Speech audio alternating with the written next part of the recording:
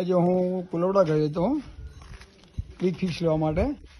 તો રસ્તામાં આવતા કુલોડાથી ચડાસનાના રોડ, કુલોડાથી ચડાસનાના રોડ પરથી આ બે બેગ પ્લાસ્ટિકની બેગો, ચીકણું પ્લાસ્ટિક વિની લાવ્યો અને ગામમાં દુકાનોવાળાને બધાને સમજાવતો આવ્યો કે પ્લાસ્ટિક તો વેચવા જઈએ દુકાને તો 13 રૂપિયા કિલો અને ઘેર બેઠો વેચો તો 10 કિલો રૂપિયા લઈ જાય છે.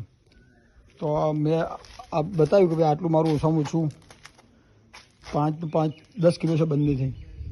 10 કિલોના કીધું 8 કિલો ગણીએ તો 80 રૂપિયાનું છે.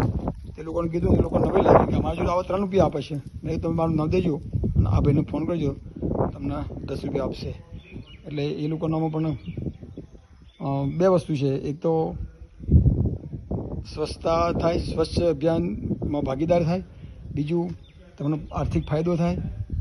એટલે થોડી લાલચ પણ આપવી પડે, થોડી સેવા પણ આપવી પડે.